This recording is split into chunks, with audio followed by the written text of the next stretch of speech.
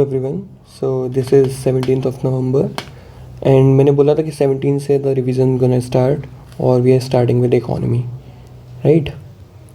So what I am thinking कि अब मैं जब रिवाइज़ करूँगा तो मेरे शॉर्ट नोट्स मैंने बना रखे हैं ऑलरेडी, तो थोड़ा क्रिएटिव वे से रिवाइज़ करते हैं। So I am just making this video, I am revising with you guys, ठीक है। तो पहली बात मैं ये कर क्यों रहा हूँ, ठीक है, why I am doing this. तो थोड़ा सा इससे खुद की ही कॉन्सेप्चुअल क्लैरिटी बढ़ती है, ऐसा मुझे लगता है। और the second reason is I love doing this and the third reason है it's a creative way to revise, है ना। It's kind of, it's not a totally active recall thing, but it's like you are just making someone understand the concept. So this is it. तो आज ये try करते हैं, अगर ये काम किया तो मैं इसको कंटिन्यू रखूँगा। एंड ये लाइफ में मैं पहली बार करता हूँ, तो मुझे नहीं पता how this gonna turn out. तो लेट्स सी आज क्या क्या पढ़ना है। तो चलो ये देख लें कि रिवाइज क्या क्या करेंगे आज। तो ये तो कल के शेड्यूल में भी मैंने दिखाया था कि we gonna do basics of economics, scarcity, choices, basic economic problem क्या है, ठीक है। फैक्टर ऑफ प्रोडक्शन देखेंगे, पीपीसी देखेंगे, प्रोडक्शन पॉसिबिलिटी कर्व या production possibility frontier, law of demand and supply देखेंगे हम लोग। उसके बाद टाइप्स ऑफ गुड्स देखेंगे, इलास्टिसिटीज़ देखेंगे, और इसमें एक्सटर्नैलिटीज़ का भी कॉन्सेप्ट है, वो भी देखेंगे। उसके बाद गवर्नमेंट इंटरवेंशन हो गया, tax and subsidy. Then there are types of markets, there are circular flow of income, then there's the aggregate demand and the aggregate supply, there's a macroeconomic equilibrium, and the national income accounting and how it is measured, ठीक है। तो basics of micro economics में सबसे पहले तो मैं बता देता हूँ कि माइक्रो इकोनॉमिक्स होता क्या है। If you are talking about micro economics, it is dealing with the individual perspective, ठीक है, कि how a person is behaving, not the whole as a economy is behaving, but a person is behaving, what are their choices and how things work. And if you're going for the macroeconomics, it takes a broad perspective of things like GDP, like unemployment, poverty, and a whole different things, ठीक है। So this is the one way of dividing the economy, कि आप macro और micro में divide कर देते हैं। The second thing is positive versus normative, ठीक है। तो इसमें इसको इकोनॉमी को हम पॉजिटिव और नॉर्मेटिव में भी डिवाइड कर सकते हैं। तो पॉजिटिव में क्या होता है, it basically explain the facts, the variable facts, है ना। जैसे अभी पॉवर्टी इतनी हो रखी है, या फिर हेल्थ केयर पे जैसे हम लोग कितना परसेंट जीडीपी का स्पेंड कर रहे हैं, डिफेंस पे कितना स्पेंड कर रहे हैं, this is right there and there, है ना। तो इसमें ये नहीं है कि you are just normating the things, जो मतलब इट्स अ वेरीफाइबल डेटा कि आप देख सकते हैं। It's a positive economics. The normative economics is the opinion based, it is like good और bad, what is good for the economy, what is bad for the economy. Like if you say like health care should be free, है ना, और the services should be given by the government. तो ऐसी वाली बातें होती हैं, ये नॉर्मेटिव इकोनॉमिक्स में करते हैं। तो दिस इज़ अब बिट थोड़ा अलग सा टॉपिक है। तो अब देखते हैं अब, लेकिन इसका स्कार्सिटी, चॉइस और बेसिक इकोनॉमिक प्रॉब्लम को यहाँ पे मैं बता देता हूँ। What is scarcity of resources. Scarcity of resources का मतलब ये है because they are limited factor of production. किसी चीज़ को बनाने के लिए उसमें जो लेबर लगेगा, जो कैपिटल लगेगा, जो रिसोर्सेज लगेंगे, they are limited in the society.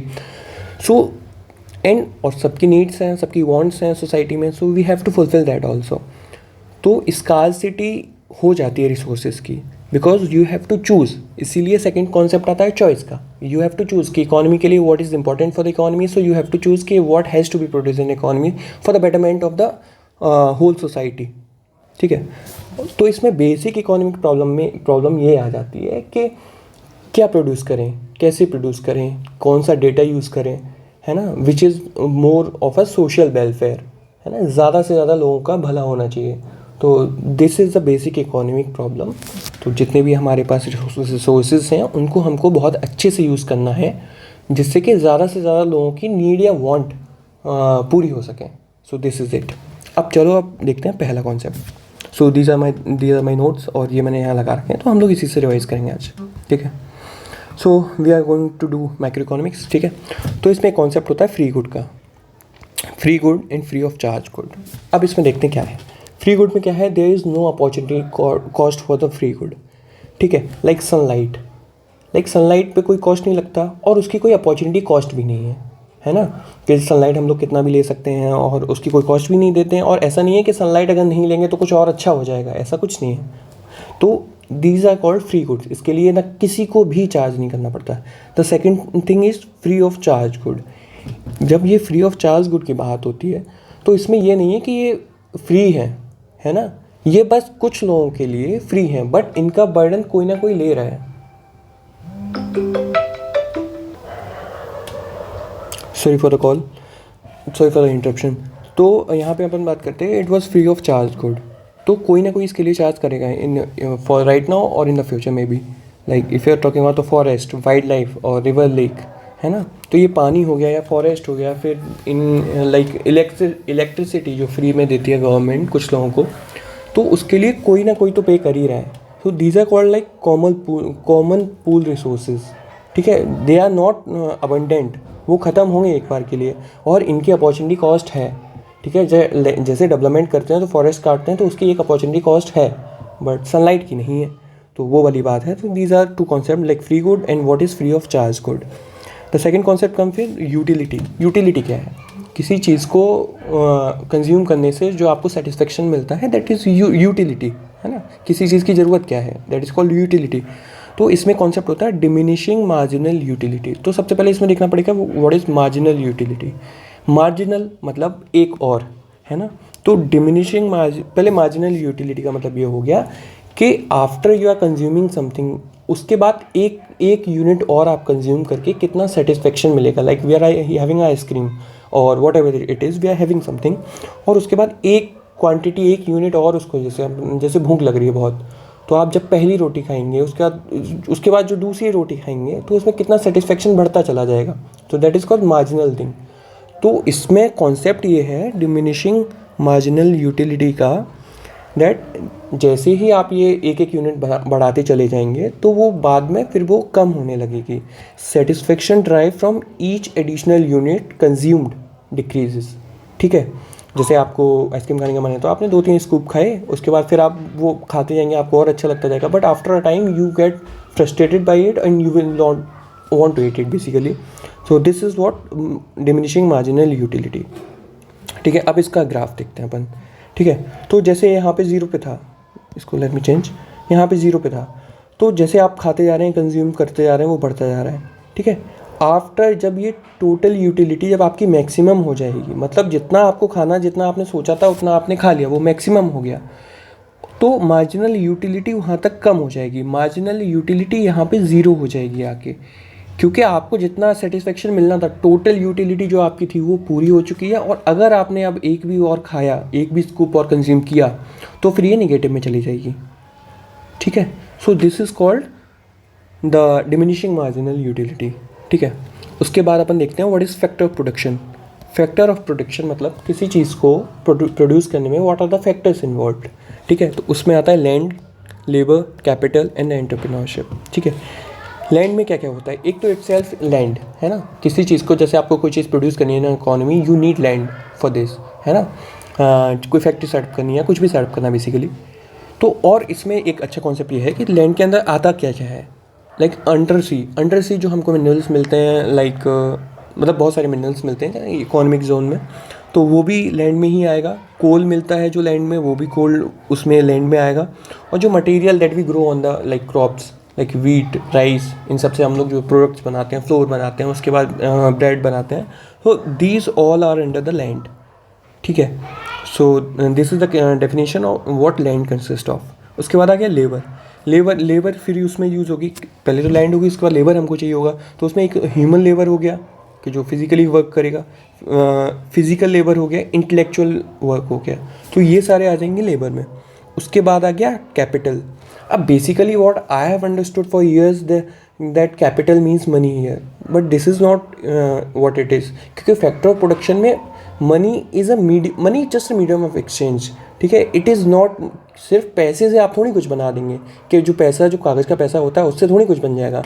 So capital means tool, machines या इक्विपमेंट्स दैट आर यूज्ड, है ना, that increases the production of labour, land and labour, जो इनकी हेल्प करता है लैंड और लेबर की, उसमें प्रोडक्शन कुछ बनाने में, तो that is called capital and these are man made assets.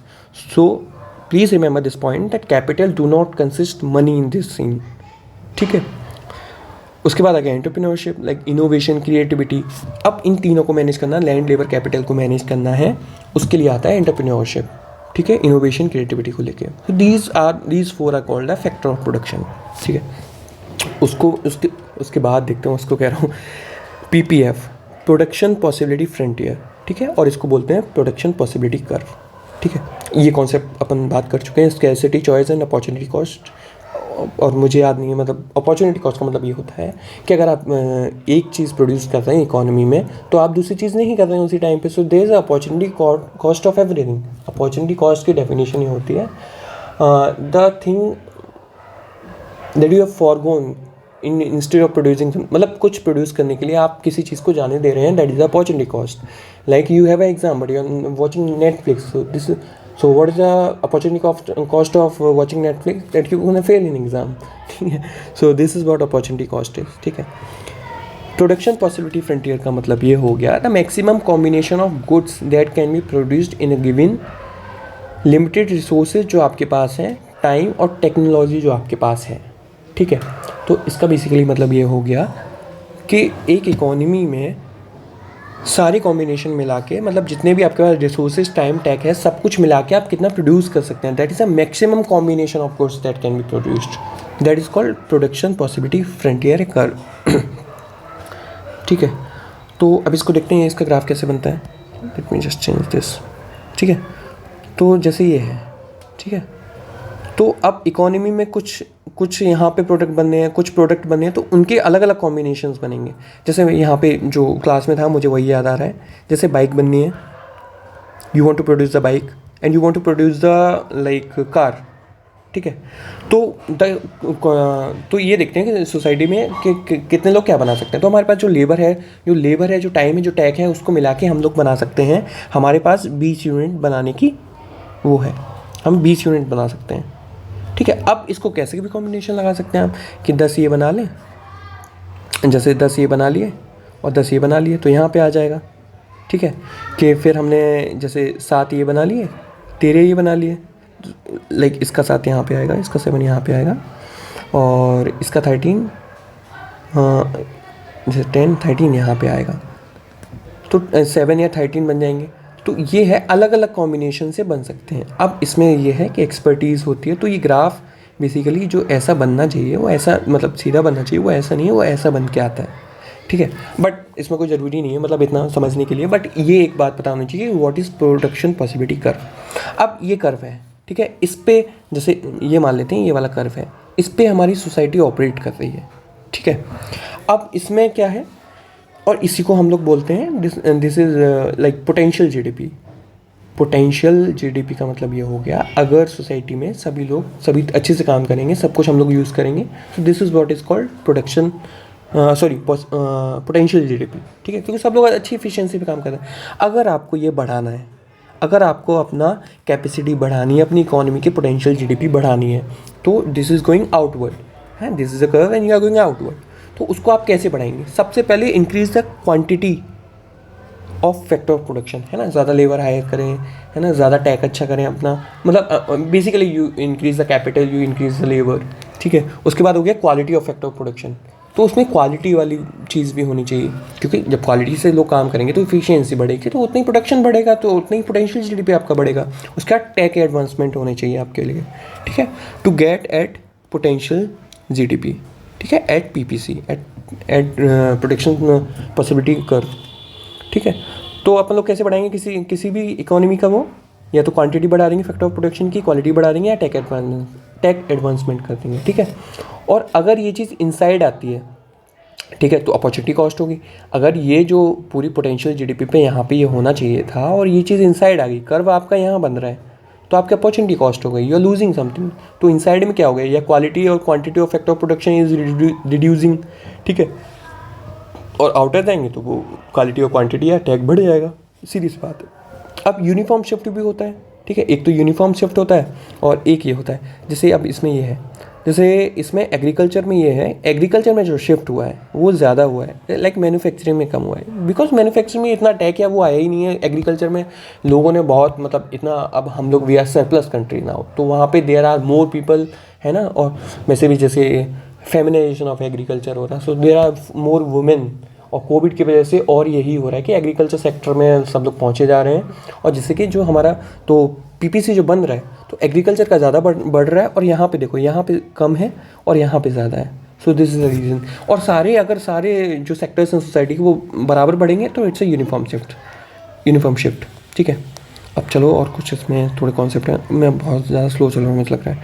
Note it is possibility to move from A to B inside the PPC with zero opportunity cost. अब आप ये समझिए, जैसे आपका ये आपका कर्व पहले से है, ठीक है, this is your potential GDP, ठीक है, और यहाँ पे कहीं आपका प्रोडक्शन अभी हो रहा है, यहाँ पे आपका कहीं प्रोडक्शन हो रहा है, it means you are not using labour and tech at the full potential. तो यहाँ से यहाँ जाने में अभी आप फुल पे नहीं पहुँचे हैं, बट आप यहीं पहुँचे हैं, तो अंदर ही मूवमेंट हो रहा है, बट इसमें कोई अपॉर्चुनिटी कॉस्ट नहीं है क्योंकि आप चीज़ें बढ़ ही रही हैं, है ना, विद जीरो अपॉर्चुनिटी कॉस्ट। तो वही बात लिखी है, अगर आप कर्व के अंदर ही मूव कर रहे हैं तो उसमें अपॉर्चुनिटी कॉस्ट, अगर आउटवर्ड मूव कर रहे हैं तो कुछ ऐसी अपॉर्चुनिटी कॉस्ट इसमें लूज़ नहीं हो रही है, ठीक है। हाँ, बट यही है, अगर इससे आप यहाँ आ गए तो फिर अपॉर्चुनिटी कॉस्ट है जो आपने ये वाली 4 कौन की है, वो वाली बात है। उसके बाद जीडीपी पता नहीं यहाँ क्यों छोटा सा लिखा हुआ है। जीडीपी क्या होता है, चलो डिस्कस कर लेते हैं यहीं पे। ग्रॉस डोमेस्टिक प्रोडक्ट, है ना, तो टोटल गुड्स एंड, चलो पूरी डेफिनेशन बोलता हूँ, the value of total goods and services produced in a country, है ना। तो टोटल, इसमें वर्ड क्या है, टोटल, और उसमें वैल्यू ऑफ फाइनल गुड्स होना चाहिए, है ना, इंटरमीडिएट गुड्स नहीं होने चाहिए, बाद में डिस्कस करेंगे क्या होता है। और inside India goods and service produce, that is called GDP, ठीक है। अब इसमें मैं एक सबसे इंपॉर्टेंट कॉन्सेप्ट यही है, लॉ ऑफ डिमांड, ठीक है। इसमें देखते हैं क्या है। Quantity demanded for a good varies inversely to the price. तो कि कोई भी चीज़ की डिमांड जो होगी वो उसके प्राइस से इनवर्सली प्रोपोर्शनल होगी, ठीक है, एट सेट्रस पेरिबस।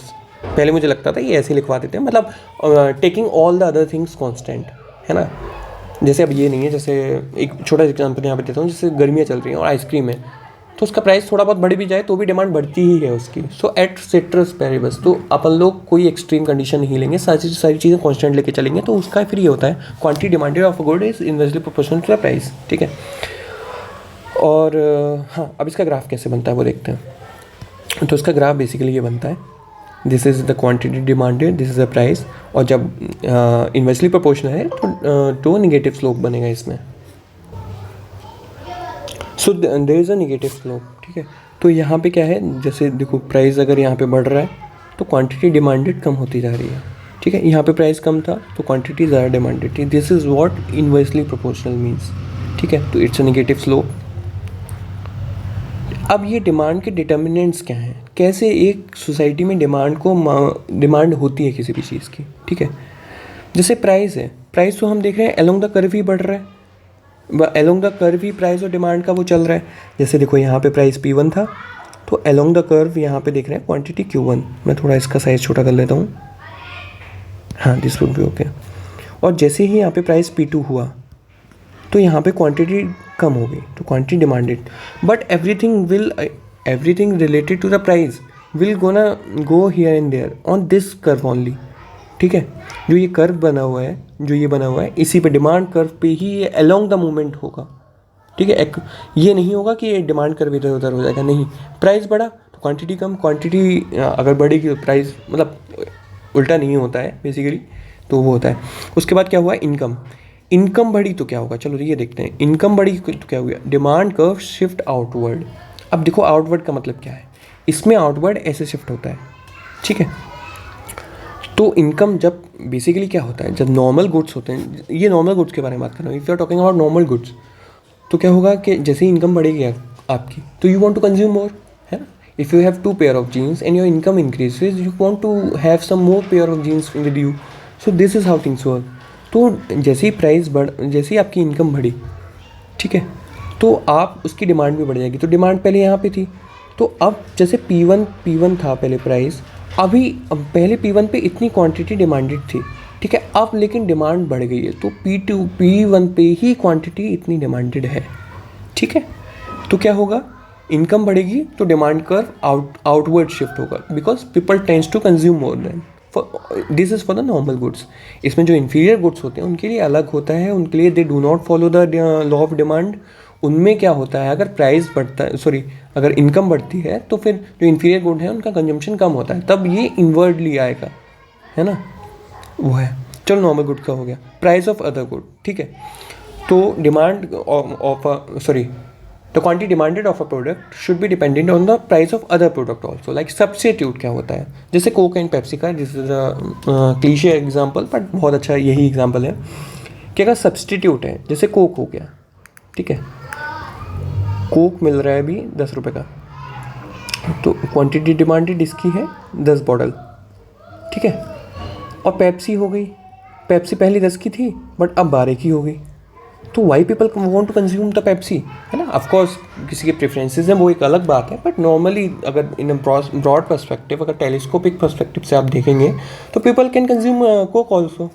तो फिर जब प्राइस ऑफ आपका सब्सटीट्यूट गुड, जो आपका जैसे पेप्सी का सब्सटीट्यूट कोक है, तो जब सब्सटीट्यूट का प्राइस बढ़ता है, जैसे पेप्सी का बढ़ा, तो कोक इसका, क्योंकि इसकी डिमांड अब कम हो जाएगी, तो इसकी कोक की डिमांड बढ़ जाएगी. सो यही लिखा हुआ है यहाँ पे कि प्राइस ऑफ अदर में सब्सटीट्यूट का प्राइस बढ़ा, लाइक पेप्सी का प्राइस बढ़ा, तो कोक का डिमांड बढ़ जाएगा, क्योंकि कोक का तो प्राइस कम ही है ना. बट ये चीज़ कॉम्प्लीमेंट गुड्स में अलग होती है, लाइक ब्रेड एंड बटर. अब जो ब्रेड खाएगा वही बटर खाएगा उस पर लगा के, ठीक है. तो अगर ब्रेड का प्राइस बढ़ा, ब्रेड का जैसे प्राइस बढ़ रहा है, तो बटर का कंजम्पशन भी कम हो जाएगा, क्योंकि ब्रेड लोग खाएंगे ही नहीं, लोग कुछ और उसका सब्स्टिट्यूट ढूंढेंगे.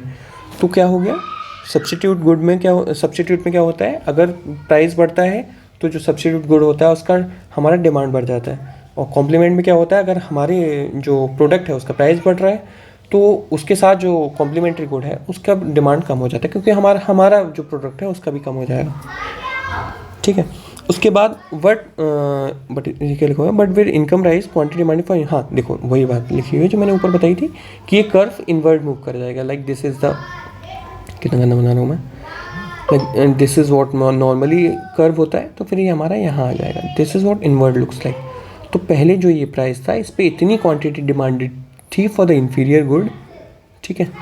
उसके बाद जब हमारी सैलरी बढ़ गई, तो उसके बाद क्वांटिटी डिमांड इतनी हो जाएगी, तो पहले इतनी थी, अब इन्फीरियर गुड की इतनी आएगी. तो ये इनवर्ट मूव कर गया, ठीक है. ओके, ज़्यादा ही स्लो चल रहा हूँ मैं. टेस्ट एंड प्रेफरेंसेस, ठीक है, आउटवर्ड हो जाएगा, ठीक है.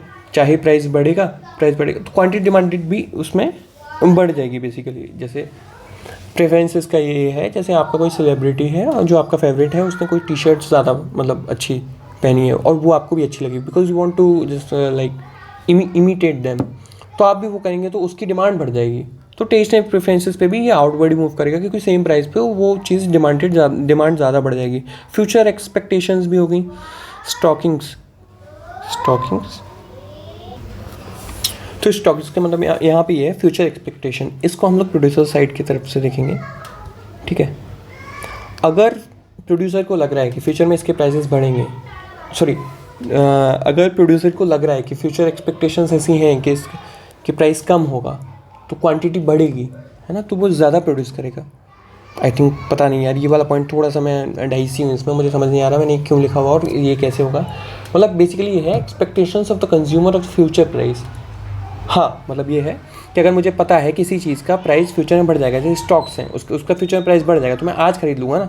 तो इसी पे जैसे ये था, है ना, इस प्राइस पे इतना क्वांटिटी ऑफ स्टॉक्स डिमांडेड थे, इस प्राइस पे P1 पे, ठीक है. और मुझे लग रहा है फ्यूचर एक्सपेक्टेशंस मेरी ये है कि इसका प्राइस बढ़ जाएगा, तो मैं आज ही इसी प्राइस पे ना और स्टॉक्स खरीद लूँगा, तो ये भी आउटवर्ड मूव करेगा, ठीक है. साइज ऑफ द मार्केट पे भी डिपेंड करता है. साइज ऑफ द मार्केट का मतलब ये हो गया एज नंबर इंक्रीजेज डिमांड, अगर ज़्यादा से ज़्यादा कंज्यूमर्स बढ़ जाएंगे तो डिमांड ऑफकोर्स बढ़ जाएगी. स्पेशल सर्कमस्टेंसेस भी हैं, जैसे मैंने आपको बताया था कि समर्स में डिमांड बढ़ ही जाएगी, price no matter what the price is, ठीक है. और तो वो वाली बात है. तो अपन ने क्या पढ़ा, what is the law of demand and how it is a negative slope and determinants of, क्या है इसके किस चीज़ से डिमांड डिटर्मिनेंट होती है, किस चीज़ से डिमांड डिटरमाइन होती है, ठीक है, डिसाइडेड होती है. So this is what it is. Now we going to move to types of goods, ठीक है. अब देखते हैं टाइप्स ऑफ गुड्स कैसे कैसे होते हैं. पहला देखते हैं नेसेसरी गुड्स, है ना. नेसेसरी गुड्स में क्या होता है. अब नेसेसरी गुड्स में आ गया, जैसे एक एग्जांपल लेते हैं अपन कैंसर ड्रग का. कैंसर ड्रग, ठीक है. तो अब कैंसर ड्रग में क्या होगा, जैसे ये अपना क्या था, नॉर्मल लॉ ऑफ डिमांड का ये कर्व था कि इस प्राइस पे इतनी क्वांटिटी डिमांडेड थी, ठीक है. नेसेसरी गुड्स में पहले तो हाँ, तो नेसेसरी गुड्स में क्या होता है, quantity, change in quantity demanded, जितनी क्वांटिटी डिमांड है that would be less than changes prices. अब मैं इसको एक्सप्लेन करता हूँ। अब जैसे कैंसर वाली बात है, तो कैंसर, कुछ लोगों को कैंसर हो रखा है अनफॉर्चुनेटली, तो उसकी जो डिमांड है, कैंसर ड्रग की जो डिमांड है वो उतनी ही रहेगी, है ना। This is a necessary good, this is for the life saving of someone, तो people gonna buy that no matter what the price is. Price उसका बढ़ भी जाएगा, मतलब ऑफकोर्स थोड़ा बहुत अंतर पड़ेगा, बट इतना नहीं पड़ेगा जो इसमें दिखेगा। तो प्राइस चेंज ज़्यादा हो जाएगा, ठीक है, बट क्वांटिटी डिमांड कम नहीं होगी, क्वांटिटी उतनी ही डिमांड होगी। This is how the curve moves on a demand curve moves in a case of necessary goods. Luxurious good में क्या होता है कि प्राइस थोड़ा सा चेंज हुआ, है ना, प्राइस थोड़ा सा चेंज हुआ, बट क्वांटिटी डिमांडेड बहुत ज़्यादा चेंज हो जाएगी, ठीक है, because these are for the prestigious things. जैसे आप कोई ज्वेलरी है एक जो काफ़ी महंगी है, ठीक है, जैसे मान लेते हैं 5 लाख की है ना, which is a pretty good amount, और उसका थोड़ा सा प्राइस बढ़ेगा, वो एक ब्रैकेट जैसे ही ऊपर गया, people gonna buy more, there are other people who gonna buy more because of prestigious things. तो प्राइस में थोड़ा ही चेंज हुआ, बट क्वांटिटी डिमांडेड बहुत ज़्यादा बढ़ गई उसकी। But this is not for the necessary good. Necessary good में जितनी आपकी प्राइस ज़्यादा बढ़ जाता है, बट क्वांटिटी डिमांडेड उतनी ही रहती है, कम नहीं होती है बेसिकली। अब goods with exceptional demand curve, तो उसमें तो मैंने अभी बताया ही है कि इसका पॉजिटिव ग्राफ्ट होता है। तो इसमें 2 गुड्स आते हैं, वेवलिन होता है, ग्रिफिन होता है, ठीक है, इसको याद रख सकते हैं, वेवलिन से बढ़िया, ग्रिफिन से घटिया, ऐसे करके। तो ये वेवलिन गुड का कॉन्सेप्ट दिया था ये थ्रॉस्टन वेवलिन ने, इनकी एक बुक है थ्योरी ऑफ लीजर क्लास करके, ठीक है। तो इसमें क्या है, वाइल नॉर्मल गुड में क्या होता है, प्राइस बढ़ता है, डिमांड कम होती है। इसमें क्या होता है, प्राइस बढ़ता है, डिमांड भी बढ़ती है, ठीक है। तो जैसे मैंने बोला, जैसे उसी का एग्जांपल मैंने बताया था, जैसे लग्जीरियस गुड्स हो गए, प्राइस बढ़ा, 5 लाख की चीज़ 6 लाख की हुई, तो उसकी डिमांड भी बढ़ गई, because there are some people in the society who wants that status, तो वो डिमांड भी बढ़ जाएगी। तो ये बेसिकली ये लग्जीरियस गुड के लिए होता है। इसीलिए इनकी देखो, the theory of leisure class की बुक में ही ये कॉन्सेप्ट मिला था। उसका ग्रिफिन गुड्स हो गए, इसका कॉन्सेप्ट दिया था रॉबर्ट ग्रिफिन ने, जी फॉर घटिया, ऐसे आप याद रख सकते हैं। इसका प्राइस बढ़ेगा तो इसकी डिमांड भी बढ़ेगी, ठीक है। अब ये होता क्यों है, इसका एग्जाम्पल देखते हैं अपन। अब जैसे एक पुअर फैमिली है, बेसिकली ये पुअर को ज़्यादा अफेक्ट करता है। एक पुअर फैमिली है, वो 2 चीज़ें खाती है, ठीक है, वीट खा रही है एंड मेज़ खा रही है। अब उसको फ्यूचर में ये लग रहा है एंड के वीट के prices gonna increase, sorry, wheat के प्राइसेस तो जैसे 10 रुपये है वही रहेगा, और मेज़ के प्राइसेस गोना जैसे अभी 5 रुपये है, कल को ये 6 रुपये हो जाएगा। दे थिंक अबाउट इट कि ऐसा हो जाएगा, this is what they perceive, है ना, कि इसका प्राइस बढ़ जाएगा। तो आज ही जैसे ही उसका प्राइस थोड़ा सा 5 से 6 आएगा, 6 से 7 नहीं गया, अभी 5 से 6 ही आया, तो प्राइस बढ़ा, तो उनका कंजम्पशन भी वो होल्ड करके रख लेंगे इसको, फिर स्टॉक करके रख लेंगे इसको, ठीक है। अब देखो यहाँ से स्टॉक का मुझे समझ में आया, जो फ्यूचर एक्सपेक्टेशंस वाली बात ये थी, वहाँ पे जो पीछे वाला पॉइंट अपन देख रहे थे इसमें डिटर्मिनेंट्स ऑफ डिमांड में, हाँ, स्टॉकिंग्स का क्या मतलब था इसमें। स्टॉकिंग्स का मतलब ये था, जैसे मुझे कल को पता लगे कि कल को 10 रुपये लीटर होने वाला है क्रूड ऑयल, तो मैं आज स्टॉक करके रख लूँगा ना, समझ रहे हैं। फ्यूचर एक्सपेक्टेशन मेरी ये है कि फ्यूचर प्राइस बढ़ेगा, तो आज ही मैंने डिमांड बढ़ा दी इतनी ज़्यादा सोसाइटी में और स्टॉक करके रख लिया। This is what the stocking means here. और इसमें चलो हाँ, यहाँ पे आते हैं ग्रिफिन गुड में। ग्रिफिन मतलब घटिया गुड, तो वो आज ही ये मेज़ को लेके रख लेगा। अब ये होता क्यों है, इसके दो रीज़न हैं। एक तो निगेटिव इनकम इफेक्ट, क्योंकि पैसे कम है और दे कांट शिफ्ट, और सब्सटीट्यूशन इफेक्ट इज़ वीक। इसका सब्सटीट्यूशन नहीं है उनके पास, है ना, they can't go to wheat, क्योंकि वो 10 रुपये किलो है, वो ऑलरेडी महंगा है। तो ये बात है, जो बहुत इन्फीरियर गुड्स होते हैं उनके साथ यही होता है, मतलब they do not follow the law of demand. उसके बाद आ जाते हैं अपन इलास्टिसिटीज़, है ना। Basically what is elasticity. So अगर आप किसी चीज़ पे फोर्स लगाएं, how much elastic it is, how much it is responding to its pressure, तो कितना वो चेंज हो सकती है। This is for elasticity is called. इसमें 3 कॉन्सेप्ट्स हैं। प्राइस इलास्टिसिटी ऑफ डिमांड, मतलब how much demand gonna responsive to the price elasticity. अगर प्राइस बढ़ेगा तो डिमांड का क्या होगा, वो अपन पढ़ चुके हैं, तो अभी ये यहाँ पे भी आएगा। क्रॉस मतलब लाइक दूसरे प्रोडक्ट्स का अगर आगे पीछे होगा, लाइक सब्सटीट्यूशन और कॉम्प्लीमेंट गुड्स का, तो वहाँ पे कैसे चेंज होगा। And then income elasticity of demand, अगर आपकी इनकम बढ़ेगी तो कम होगी या बढ़ेगी, तो आप कैसे वो क्वांटिटी डिमांडेड चेंज होगा। So these are called how much the quantity demanded is responsive to your price और like other substitution and your income. तो इसमें चलो पहला देखते हैं। पहला है price elasticity of demand. So there is a change in quantity demanded divided by change in prices. So how much quantity demanded में क्यों इसको बार बार सब समझ गए होंगे हाँ क्या होता है, ठीक है। तो अब अपन लोग इसको देखते क्यों हैं, बेसिकली इसका यूज़ क्या होता है ना। अगर हम लोग ये देख रहे हैं कि प्राइस बढ़ने से या फिर कम होने से डिमांड पे क्या असर पड़ रहा है, इसका फ़ायदा क्या होता है। फर्म्स इसको यूज़ करती हैं, ठीक है। फर्म्स को यूज़ करना होता है कि अपने प्रोडक्ट का प्राइस वो बढ़ाएं या कम करें, है ना, जिससे कि उनकी डिमांड पे क्या असर पड़ेगा। ये इन इलास्टिक और इलास्टिक गुड के लिए अलग अलग होता है। पहले अपन इसको इन इलास्टिक समझेंगे, तभी वाला पॉइंट समझ में है। टैक्सेशन पॉलिसीज़, गवर्नमेंट को टैक्स लगाना होता है कुछ प्रोडक्ट्स पे, तो वो भी ये चाहती है कि उनका रेवेन्यू बढ़े, है ना। तो वो कौन से वाले, तो वो ये देखना चाहती हैं कि कौन से नेसेसरी गुड्स हैं, किसका डिमांड, मतलब किसकी demand is responsive to the price, तो वो उस हिसाब से तो इन इलास्टिक गुड्स पे वो ज़्यादा टैक्स लगाती हैं। अभी देखते हैं क्या होता है। सब्सिडी पॉलिसीज़, है ना, जैसे फर्टिलाइज़र है, वो इलास्टिक गुड है ना। फर्टिलाइज़र का प्राइस बढ़ेगा तो क्वांटिटी डिमांडेड पे बहुत अंदर पड़ेगा, तो इसलिए उसको सब्सिडी देते हैं, इसलिए वो कम में अवेलेबल है। टैरिफ्स लगाती है सोसाइटी, टैरिफ्स लगाती है गवर्नमेंट, ठीक है। जैसे इन इलास्टिक गुड आ रहा है इंडिया में, ठीक है, like people will consume it no matter what the prices are. तो फिर वो मतलब इन इलास्टिक का मतलब यही है ना कि वो the quantity demand is not responsive to the price. तो लोग तो बहुत महंगी महंगी चीज़ें बेचेंगे यार, और फिर लाइक सिन गुड्स हो गए, कोई बहुत महंगा बेच रहा है, अब उन्हें पता है कि ये इसकी क्वांटिटी जो डिमांडेड है तो वो चेंज होगी ही नहीं, because people are addicted to some things. तो इसलिए मेकिंग एंटी इन्फ्लेशन पॉलिसीज़, इसके लिए भी ये यूज़ होता है। अभी ये सब समझ में आएगा, पहले अपन को ये देखना पड़ेगा what are elastic good and what are inelastic goods. तो पहले देख लेते हैं क्या है elastic. Means if the price changes quantity demanded will change. हाँ ऑफकोर्स वही है इलास्टिक का मतलब।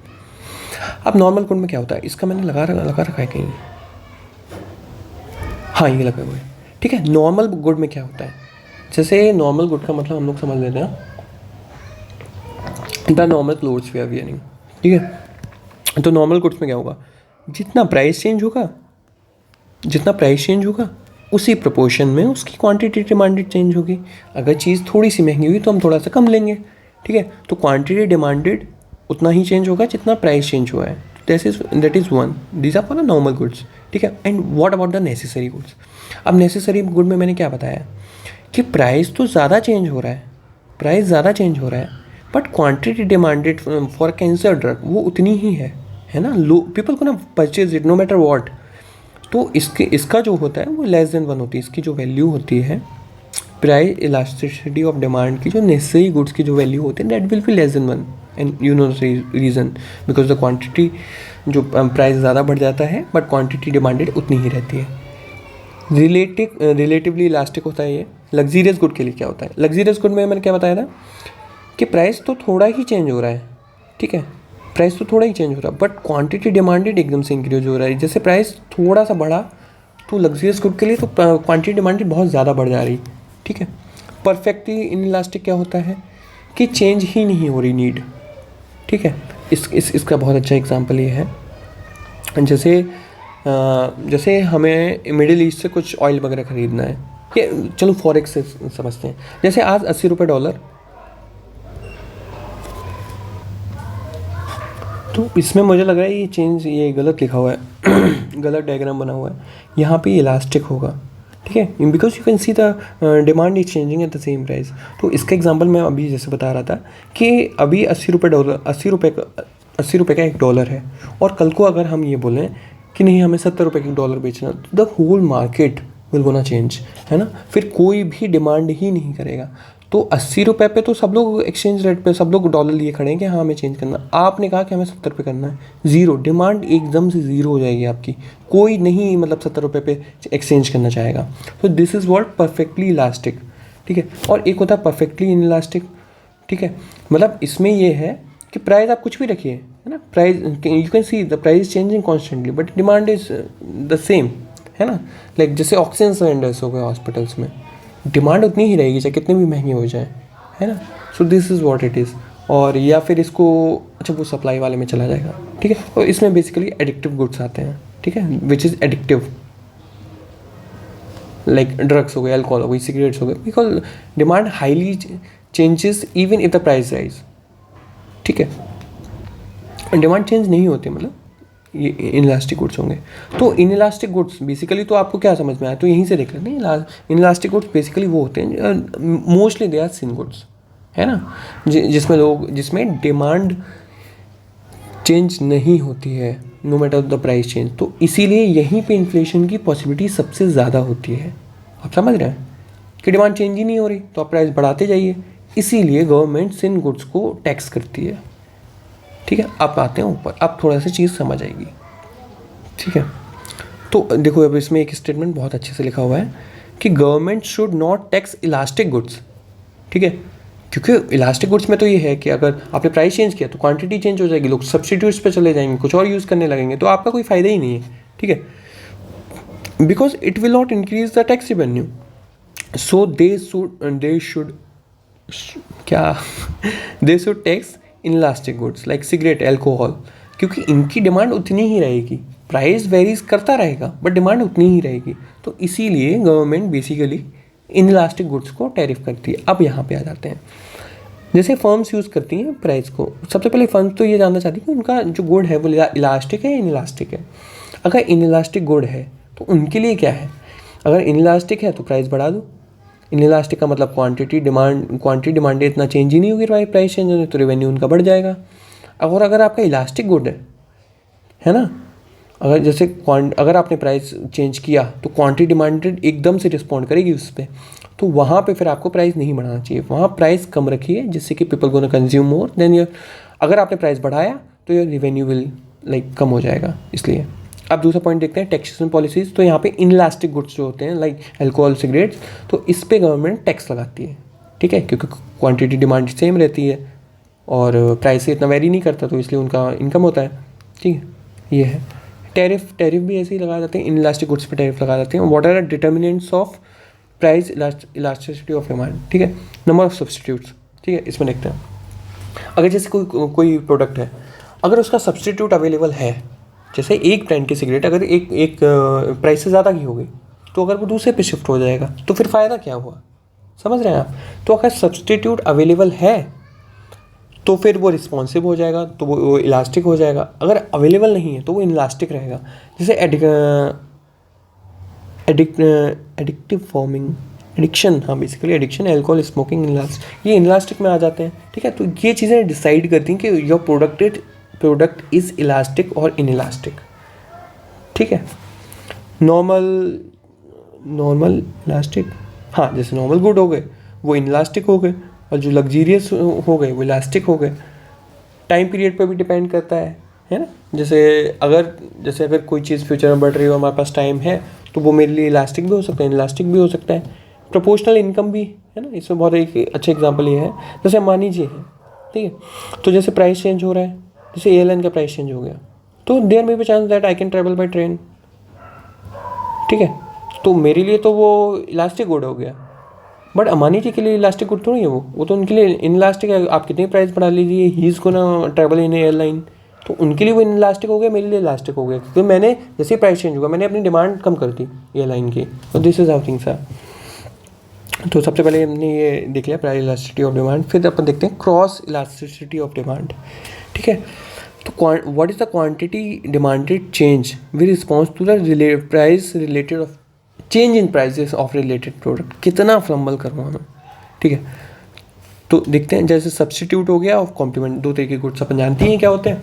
तो अगर सब्सटीट्यूट का ये पॉजिटिव हो जाता है, अब पॉजिटिव के जैसे जैम एंड बटर का, अब इसमें चलो बना के देखते हैं।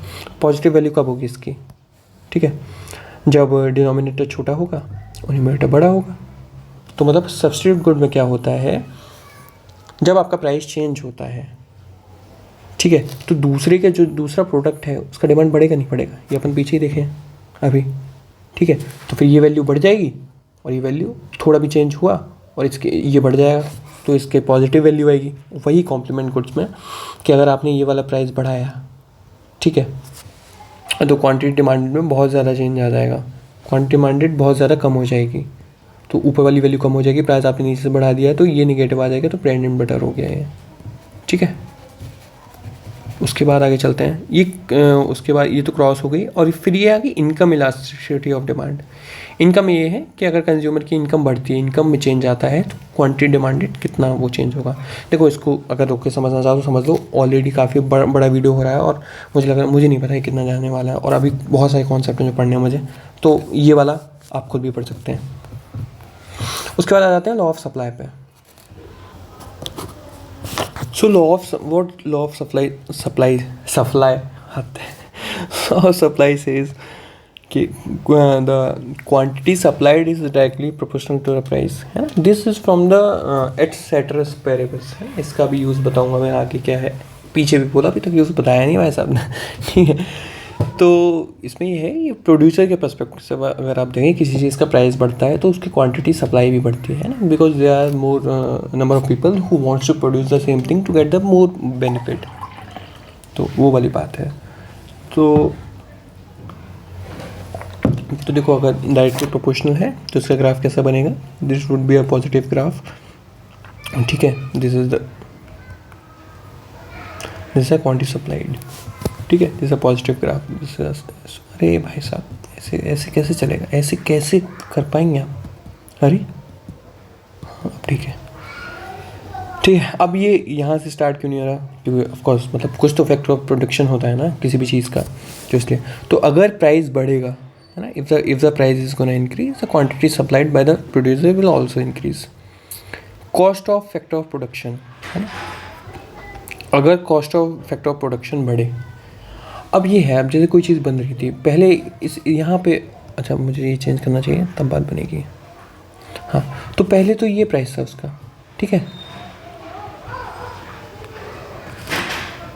अब ठीक है, जैसे पहले तो उसका ये प्राइस था, तो ये यहाँ पे ये जो सप्लाई करता था वो यहाँ पे था, बट अगर उसका फैक्टर ऑफ प्रोडक्शन बढ़ा तो उसका प्राइस बढ़ जाएगा उस चीज़ का, जब मतलब अब प्रोड्यूसर की साइड से प्राइस बढ़ रहा है वहाँ पे, है ना, तो क्वांटिटी सप्लाइड फिर कम हो जाएगी, क्योंकि सब लोग वही प्रोड्यूस करने, मतलब क्वांटिटी फिर सप्लाइड, तो फिर ये इनवर्ड मूव कर जाएगा। अब जैसे अपन ने उसमें देखा था, तो उसमें कैसे मूव करता था, उसमें जैसे ये था डिमांड कर्व यहाँ था, तो ये आउटवर्ड था उसका, और ये इनवर्ड था, इसका ये हो गया इनवर्ड यहाँ पे, ठीक है। अगर फैक्टर ऑफ प्रोडक्शन बढ़ गया, है ना, जैसे किसी चीज़ को बनाने में ज़्यादा चीज़ें लग रही हैं, तो फिर वो चीज़ और थोड़ी सी और महंगी बिकेगी, ठीक है।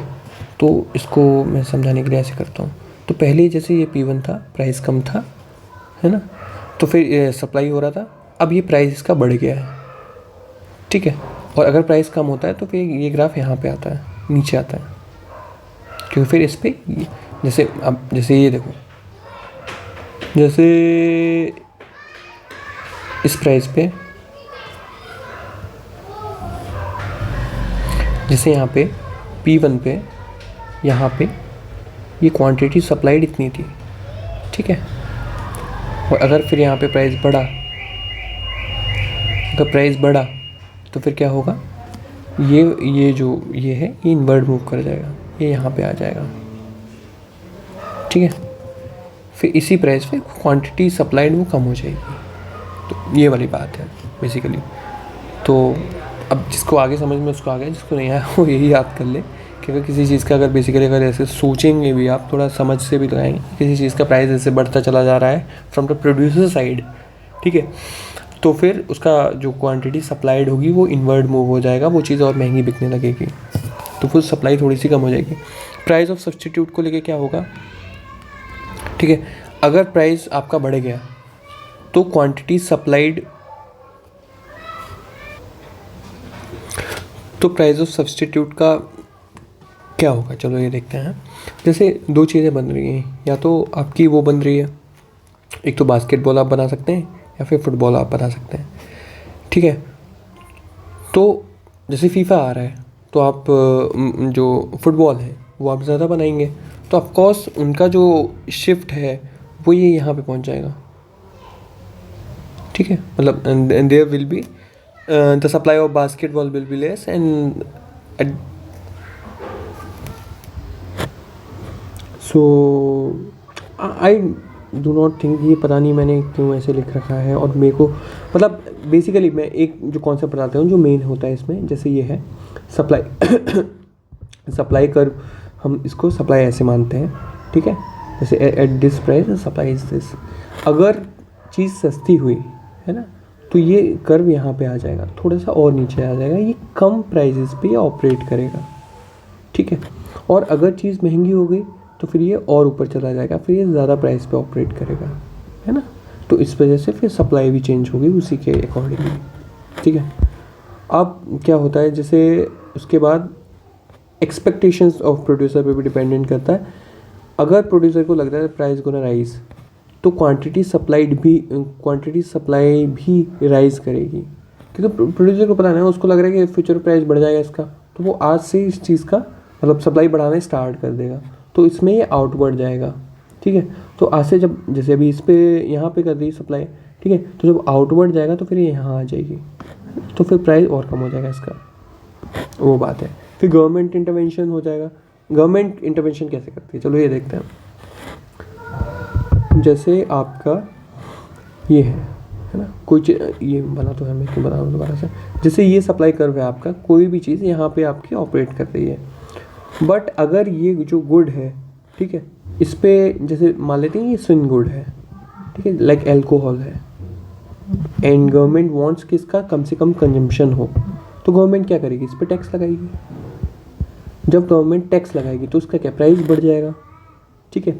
तो फिर ये इन्वर्ट शिफ्ट करेगा, जो ये सप्लाई वाला ग्राफ है, जो ये इन्वर्ट शिफ्ट करेगा, ठीक है, तो ये यहाँ पे आ जाएगा।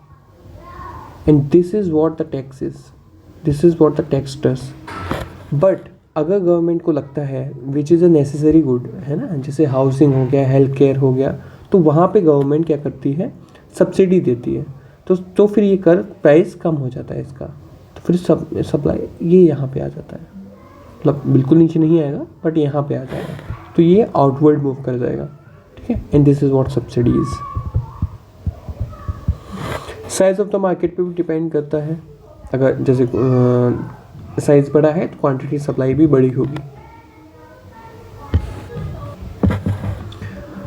चलो यहाँ पे देखते हैं। उसके बाद आ जाता है अपना इलास्टिसिटीज़, है ना। हम लोग इलास्टिसिटी ऑफ डिमांड पढ़ चुके हैं। अब देखते हैं कि सप्लाई पे क्या असर पड़ता है, like price elasticity of supply. तो अगर क्वांटिटी सप्लाई कितना रिस्पॉन्सिव है टू द प्राइस, ठीक है, तो इसमें देखते हैं। जैसे अब इसमें भी आ जाएगा इनलास्टिक, आ जाएगा इलास्टिक, आ जाएगा। जैसे इनलास्टिक हो गया तो नंबर ऑफ सीट्स पर स्टेडियम। अब वो तो इलास्टिक है ना, क्वांटिटी सप्लाइड, लाइक स्टेडियम की सीट्स इतनी ही है ना, वो यहाँ पे ऑपरेट कर रही हैं। अब प्राइस कितना भी इधर उधर हो जाए, देखो ना भी सेम इनलास्टिक है, सीट्स थोड़ी बढ़ जाएंगी उसमें से। और वही होता है इलास्टिक, सप्लाई इलास्टिक भी हो जाती है। जैसे प्राइस वो डॉलर वाला हिसाब यहाँ भी आ जाएगा कि अगर $67 है तो पूरी सप्लाई यहाँ तक है ना, और उससे कम में अगर है तो कोई भी नहीं ले रहा है, सप्लाई एकदम ज़ीरो हो गई, कोई बेचने नहीं चाह रहा है, तो वो वाली बात होगी। रिलेटिवली इलास्टिक का मतलब यही हो गया, जितना आपका वो बढ़ता जा रहा है उतना ये होता जा रहा है, मतलब जितना prices proportionally responsive to the quantity supplied, ठीक है। अब डिमांड एंड देखो, मैं अभी बहुत फ्लम्बल कर रहा हूँ, उसका एक रीज़न ये है, अभी तक मैं शुरुआत में फ्लम्बल नहीं करता, मुझे लग रहा है मैंने सप्लाई बहुत अच्छे से नहीं समझाया है, ठीक है। And this is my first time, तो फिर मैं अभी ऐसे समझा पा रहा हूँ। मुझे ये कॉन्सेप्ट आता है बट मैं इसको समझा नहीं पा रहा हूँ, पता नहीं क्यों, मैं क्यों इतना नर्वस फील कर रहा हूँ, but it's okay, it's first time, let it be, ठीक है। आगे देखते हैं। आगे कॉन्सेप्ट मेरे बहुत अच्छे हैं तो मैं उनको तो अच्छे से बोल सकता हूँ। तो डिमांड एंड सप्लाई का डायग्राम देखता हूँ मैं, ठीक है। So this is a demand, है ना, जैसे ये डिमांड है और ये आपकी सप्लाई है। So this is the equilibrium, this is where the market operates. जैसे मार्केट में कुछ लोग अपने प्रोडक्ट लेके आए हैं, है ना, वो सप्लाई करने आए हैं, कुछ लोग उन्हीं प्रोडक्ट को डिमांड कर रहे हैं, तो वो कुछ तो प्राइजेस पे मिलेंगे ना आके यहाँ पे एक पे, कि देखो मैं ये सामान इतने में खरीद सकता हूँ। सामने वाला बोलेगा कि नहीं, दूसरा आ जाएगा कि नहीं मैं कम में बेच दूंगा, फिर ये कहेगा नहीं मैं इतने में और कम में चाहता हूँ। तो कहीं ना कहीं पूरा मार्केट में जब प्रोड्यूसर कंज्यूमर्स आते हैं तो एक इक्विलिब्रियम बनता है, जहाँ पे एक प्राइस होता है, इसको प्राइस इक्विलिब्रियम बोलते हैं। तो यहाँ पे ऑपरेट करता है मार्केट, ठीक है। इसमें दो कॉन्सेप्ट और होते हैं, जैसे आपने सुना होगा price ceiling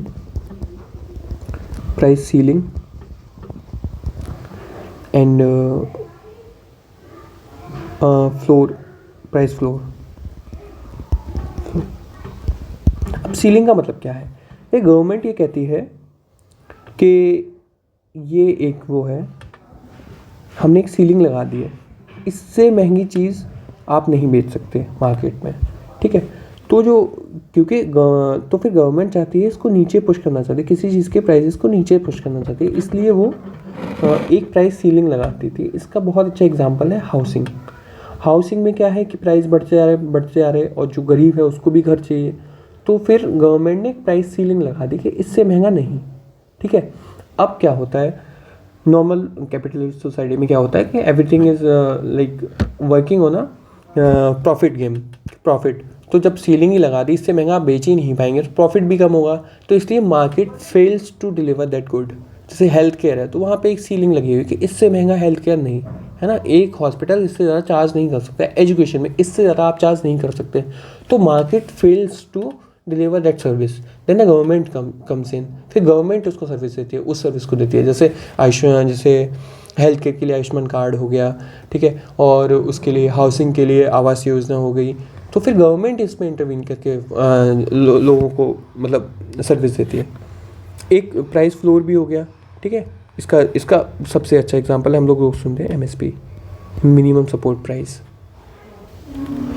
So if you are talking about the minimum support price, तो there is a price floor for the wheat, है ना। MSP is being announced by the CACP every year कि मिनिमम सपोर्ट प्राइस हम इससे कम में नहीं खरीदेगा कोई, समझ रहे हैं आप, मतलब इससे कम में फार्मर नहीं बेचने वाला है किसी को। तो दिस इज़ तो वहाँ पे ये नहीं है कि आप किसी से निगोशिएट करा लें, तो यहाँ पे जो प्राइस होता है, जैसे ये मिनिमम फ्लोर प्राइस लग गया, यहाँ से फिर प्राइस ऊपर ही जाता है, ठीक है। तो these are the two things where the government interfere, price ceiling and the price floor. और this is what you have seen, shift in demand curve and shift in supply curve. If you're talking about a demand curve for the normal good, as the income increases, we have seen that people are tends to consume more, then the demand also increases, and the demand curve goes outward. Like this is the demand and this goes here. For the lame products, इसको ये invert चला जाता है क्योंकि price बढ़ेगा, लोग कम consume करेंगे। Supply में भी ये देखा, जैसे टेक एडवांसमेंट हुआ है ना, क्वांटिटी सप्लाइड ज़्यादा हो गई, more product at lower prices available है, तो ये आउटवर्ड चली जाएगी, ठीक है। अब देखो यहाँ पे बहुत अच्छे से बताता हूँ मैं, जैसे ये है, पहले सप्लाई ये थे, ठीक है, टेक एडवांसमेंट हो गया, उतने ही लोगों में आपने और अच्छे प्रोडक्ट और सप्लाई बढ़ा दी वहाँ पे, तो प्राइस उसका कम हो जाएगा, प्राइस यहाँ पे आ जाएगी, ये आउटवर्ड शिफ्ट होगा, ठीक है। और अगर कॉस्ट ऑफ प्रोडक्शन बढ़ गया तो क्वांटिटी सप्लाइड होगी वो कम हो जाएगी, तो ये इन्वर्ट चला जाएगा। तो पहले मार्केट यहाँ पे इतने में ऑपरेट करता था, तो अब ये यहाँ पे प्राइस बढ़ा तो फिर ये यहाँ पे ऑपरेट करेगा। So this is how things are. उसका गवर्नमेंट इंटरवेंशन देख लेते हैं अपन, इसका डायग्राम नीचे मैंने लगा रखा है, पहले उसको देख लेंगे, पहले इसको यहाँ पे देख लें। इनडायरेक्ट टैक्स क्या हुआ, अगर कॉस्ट ऑफ प्रोडक्शन बढ़ गया, क्वांटिटी सप्लाइड कम हो जाएगी, due to increase factor of production, चीज़ों का रेट बढ़ जाएगा, इन्वर्ट शिफ्ट हो जाएगा, ठीक है। ये अपन ने देखा यहाँ पे इन्वर्ट शिफ्ट हो गया, ये सॉरी ये रहा इन्वर्ट शिफ्ट, ये इन्वर्ट शिफ्ट हो गया यहाँ पे। सब्सिडी दे दी उन्होंने, तो फिर जो फैक्टर ऑफ प्रोडक्शन कम हो जाएगा तो आउटवर्ड शिफ्ट हो जाएगा। देखो इसमें आगे जैसे फर्टिलाइजर्स आ गए, तो फर्टिलाइजर्स में क्या है कि गवर्नमेंट सब्सिडी देती है, तो उसकी जो सप्लाई है वो बढ़ जाती है, उसका प्राइस भी कम रहता है। प्राइस कंट्रोल के बारे में मैंने बता चुका हूँ। प्राइस सीलिंग क्या होता है कि quantity demanded is more than the quantity supplied, तो शॉर्टेज क्रिएट हो जाती है, क्योंकि प्राइस सीलिंग लगा दी ना, तो क्वांटिटी डिमांडेड ज़्यादा है बट सप्लाई हो नहीं रही, क्योंकि supply is not getting the benefit they should be getting, तो शॉर्टेज क्रिएट हो जाती है। Then the government comes in, और ये मेरिट गुड्स के लिए ज़्यादा होता है, एजुकेशन हो गया, हेल्थ हो गया, then the cost government fill the shortage. Price floor हो गया टू प्रोटेक्ट द प्रोड्यूसर या वर्कर, प्राइस कंट्रोल इससे कम नहीं जाएगा, जैसे MSP हो गए, वेजेस हो गए, ठीक है। आई थिंक इसका पहले डायग्राम देख लेते हैं, टैक्स और सब्सिडी वाला, है ना, ये रहा। चलो ये देखते हैं, पहले सप्लाई ये थी, है ना, डिमांड जैसे दोनों में कांस्टेंट है, पहले सप्लाई ये थी, फिर गवर्नमेंट ने टैक्स लगा दिया, जब टैक्स लगा तो प्राइस बढ़ गया, ठीक है। अब सप्लाई यहाँ पे आ गई है, ठीक है। तो पहले ये बेसिकली ये डीमेरिट गुड्स के लिए होता है, इनइलास्टिक गुड्स के लिए होता है, जिस पे गवर्नमेंट टैक्स लगाती है। तो पहले ये इस पे इतने डिमांड पे इतनी क्वांटिटी सप्लाइड थी, और जब टैक्स लग गया, जब प्राइस बढ़ गया, तो फिर इतने पे इतनी ही क्वांटिटी सप्लाइड है। ठीक है, तो इसमें देखो आप, तो इसमें ये जो पोर्शन है, ठीक है, this is what producer gets, this is what government gets, and this whole thing, this is what producer pays, sorry. तो प्रोड्यूसर जितना पे करता है उतना, sorry, this is what consumer pays है, why producer pay, this is what consumer pays. तो consumer जितना pay करता है उतना प्रोड्यूसर को मिल ही नहीं है, गवर्नमेंट उसमें टैक्स खाता रही है बीच में। सब्सिडी में क्या होता है, सब्सिडी में उल्टा सीन होता है कि पहले मार्केट इस पे ऑपरेट कर रहा था, गवर्नमेंट ने कहा we gonna give you the money, तो फिर क्या हुआ, ये यहाँ पे था, पहले यहाँ पे मार्केट ऑपरेट करता था, ठीक है, फिर गवर्नमेंट ने उसमें पैसे लगाए, प्राइस कम हुआ, और फिर मार्केट यहाँ पे ऑपरेट करता है, because this is a supply plus subsidy curve. तो फिर अब यहाँ पे क्या हुआ, प्राइस भी कम हो गया है, price gonna decrease, and the quantity supplied by the producer is also increasing. तो ये चीज़ है, इसलिए सब्सिडी मिलती है और इससे टैक्सेस कटते हैं। अब आई थिंक कम है अपने पास, अब अपन इसको जल्दी निपटा सकते हैं। ओके, अब देखते हैं मार्केट इफ़िशियंसीज़ क्या है। ठीक है, एक तो हो गई एलोकेटिव इफ़िशियंसी, कि जितनी आपकी डिमांड है मार्केट में उतना ही आप सप्लाई कर दीजिए, दैट इज़ एलोकेटिव इफ़िशियंसी। ठीक है, उसके बाद हो गया एक्सटर्नैलिटीज़ क्या होती हैं। तो देखो दो तरीके की होती हैं, एक तो पॉजिटिव हो गई जिसका स्पिल ओवर इफेक्ट, मतलब जैसे अगर मैं कुछ कर रहा हूँ उसका स्पिल ओवर इफेक्ट सोसाइटी में क्या है, किसी और पे क्या है, द पीपल अराउंड मी उन पे क्या है। तो एक तो पॉजिटिव हो गया स्पिल ओवर, एजुकेशन, जैसे मैं पढ़ा रहा हूँ तो स्पिल ओवर इफेक्ट तो पॉजिटिव ही होगा। ठीक है, निगेटिव हो गया, जैसे मैं स्मोक करता हूँ तो उसका जो स्पिल ओवर इफेक्ट होगा, जो पैसिव स्मोकिंग हुई वो उसका निगेटिव होगा। तो एक्सटर्नैलिटी, तो there are two kind of services that are given in the government, there are given in economy, जिसका पॉजिटिव और निगेटिव कुछ भी हो सकता है एक्सटर्नैलिटीज़। तो अपन इसमें दो चीज़ें पढ़ेंगे, एक तो कंजम्पशन की पढ़ेंगे, ठीक है, और दूसरा हम लोग प्रोडक्शन की पढ़ेंगे। ठीक है, तो सबसे पहले निगेटिव एक्सटर्नैलिटी ऑफ कंजम्पशन, एक सिगरेट का लेते हैं। तो इसमें क्या होता है कि the private quantity demanded for the private is more than the social, because socially people do not want people to smoke because of passive smoking. तो गवर्नमेंट इसमें इंटरवेंशन करती है और टैक्स लगाती है। ठीक है, तो देखो, अरे यार ये एक्सटर्नैलिटीज वाले डायग्राम भी यही हैं। ठीक है, ये रहे, ये फिर से चेंज हो गया, आई डोंट नो। हाँ, तो जैसे इसकी, जैसे सिगरेट है उसकी निगेटिव एक्सटर्नैलिटी है, तो गवर्नमेंट ने उस पर टैक्स लगा दिया। पहले यहाँ पे कर्व कर रहा था, गवर्नमेंट ने टैक्स लगा दिया, क्वांटिटी सप्लाइड कम हो गई। तो negative externalities works in this way. तो इसमें देखो अच्छा ये कंजम प्रोडक्शन वाली आ गई। So in the negative externality of consumption to move the supply curve inward, ठीक है, सो दैट द प्राइस को ना इंक्रीज, एंड तो ये सोशली ऑप्टिमल लेवल पे कंजम्पशन आ जाता है। कंजम्पशन बेसिकली कम हो जाता है बिकॉज ऑफ द टैक्सेशन। अगर पॉजिटिव एक्सटर्नैलिटी है उस चीज़ की, तो जैसे हेल्थ केयर हो गया, तो उसकी प्राइवेट नीड कम है, but socially it is a good thing.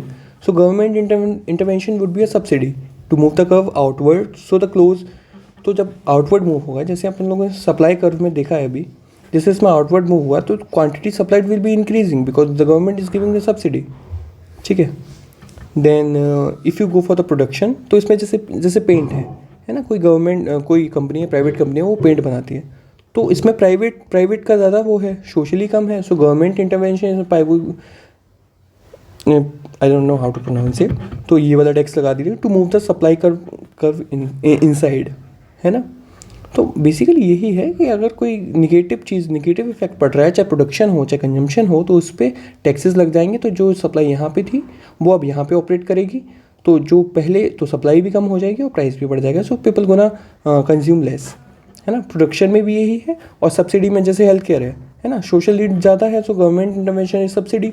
तो यहाँ पे अगर पहले यहाँ पे ऑपरेट करेगी, तो अगर सब्सिडी वाले केस में सब्सिडी यहाँ आ जाएगी तो प्राइस भी कम हो जाएगा और the supply will be increasing. And then we are going to do the types of markets। ठीक है, if you talk about the type, तो सबसे पहले हो गया परफेक्ट मार्केट, है ना, परफेक्ट कंपटीशन होता है इसमें। तो इसमें there are large number of firms, ठीक है, आइडेंटिकल प्रोडक्ट होते हैं, बैरियर नहीं होती है एंट्री की, है ना, कोई भी एंट्री कर सकता है, therefore it is a perfect competition.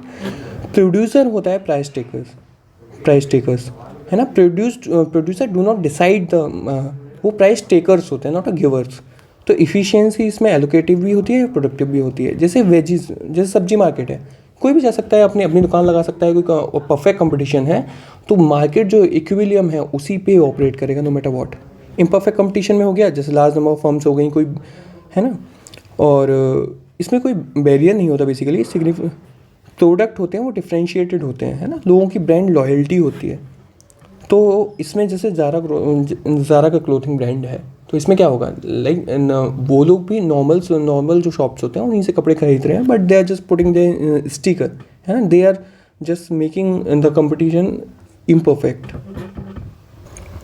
तो मार्केट को जहाँ ऑपरेट करना चाहिए, इनकी इफिशियंसी नहीं होती ना एलोकेटिव ना वो, क्योंकि वो ब्रांड के हिसाब से चलते हैं। They do not go for the market के what is the consumption level and how much we should supply in the market. So demand and supply वहाँ पे इतना काम नहीं करता। मोनोपोली हो गई, जैसे इंडियन रेलवेज़ की मोनोपोली है, कंप्लीट प्राइस मेकर्स हैं ये लोग, बैरियर टू एंट्री है, कोई ऐसे लाइक एंट्री नहीं कर सकता, ठीक है। उसके बाद आ गया ओलिगोपोली, ओलिगो मतलब कुछ लोग होते हैं, तो इसका ओलिगोपोली मतलब they are few things, they are few producer in the market. तो इसमें क्या हो जाता है बेसिकली, जैसे अभी टेलीकॉम में चल रहा है, like Jio and Airtel are having the bigger market. तो इसको अपन लोग कैसे डिसाइड करते हैं कि ओलिगोपोली है किसी भी सेक्टर में, इसको CR4 कंसंट्रेशन रेशियो देखते हैं कि 4 कंपनीज़ का अगर उनका मार्केट कैप्चर 50% से ज़्यादा है, if they are having the more than 50% of the market share is done by the 4 company, तो वो ओलिगोपोली है वहाँ पे, ठीक है। यहाँ पे कोल्यूजन का बहुत सारा वो होता है, ठीक है। यहाँ पे कार्टेलाइजेशन भी हो जाता है, फॉर्मल कोल्यूजन भी हो जाता है, ठीक है। कार्टेलाइजेशन कैसे होता है, जैसे ओपेक कंट्रीज़ हैं, तो उन लोगों ने मिलकर डिसाइड किया होगा कि हम इतने पे ही क्रूड ऑयल बेचेंगे वर्ल्ड को, ठीक है। तो कार्टेलाइजेशन वहाँ पे तो वो खुलेआम करते हैं, तो ऐसे हो जाता है। जैसे अभी कल को जियो और एयरटेल आके ये बोल रहे हैं कि वी आर डूइंग मतलब वो बोलेंगे नहीं आके basically, because there is a competition commission of India who promote the competition, है ना, वो कार्टेलाइजेशन इन सबको बहुत डिस्करेज करते हैं। तो अगर वो कल आके बोलें कि नो, कि हम तो 900 रुपये पर मंथ रिचार्ज करेंगे, सो this is not how thing should be in a society. Government intervention क्यों करती है, बेसिकली दे रेस्ट्रिक्ट मर्जर, है ना, लॉ अगेंस्ट प्राइस फिक्सिंग के अगेंस्ट लॉज हैं, and selective productive supply band है ना, जैसे आपने जैसे इसेंशियल गुड्स हैं उनको आपने रख लिया कि प्राइस बढ़ेंगे तब करेंगे, वो भी बैन है इंडिया में। Prevent abuse of dominant position, कोई डोमिनेंट पोजीशन है किसी अगर कंपनी की है तो they can not miss use that. Breakup monopolies नहीं बनने देते हैं। अनबंडल प्रोडक्ट्स, अब जैसे इसको बचाने के लिए CCI competition commission of India है, which has been formed in 2002 by statutory body. तो इसमें क्या होते हैं, 7 मेंबर्स होते हैं, या 6 members and 1 chairman. This has been selected appointed by the central government. ये क्वाशी जुडिशियल बॉडी होती है, and there is a reason behind it, क्योंकि जैसे अगर ये किसी कंपनी को चेक करने जा रही है and they can see that they are doing in a illegal thing, तो they can pass legal enforceable orders, है ना, because they have a power of civil code. और अगर इन्होंने कोई डिसीजन दे दिया है तो उसकी अपील आप हाई कोर्ट में नहीं कर सकते हैं, उसके लिए national company law appellate tribunal बनाया हुआ है, NCLAT, तो वहाँ पे आप अपील कर सकते हैं, और इसकी जो अपील होगी वो सुप्रीम कोर्ट में जाती है सीधा, ठीक है। अब now the macro economics part come, I think the video is very long and I am gonna skip this now, and we can see like ये तो अपन we can see it later may be, है ना। So this is a macroeconomics. So basically what we have done today, of course मतलब हो सक in a next I'm gonna shift, I'm gonna complete this. तो basics हमने देख लिया, scarcity देख लिया, फैक्टर ऑफ प्रोडक्शन देख लिया, PPC PPF देख लिया, law of supply demand and supply देख लिया, टाइप्स ऑफ गुड्स देख लिया, गवर्नमेंट इंटरवेंशन देख लिया, tax and subsidy, type of market देख लिया। तो this is what is remaining right now, circular flow of income, aggregate demand and supply. I think this is a notes ऊपर नीचे है, इसलिए aggregate demand and supply is on the latter side. फिर macro economic equilibrium and ratio income accounting, that we can do later. So this is how things are. Okay, this was the first time. I don't know how this is going to turn out, but I hope things will be good.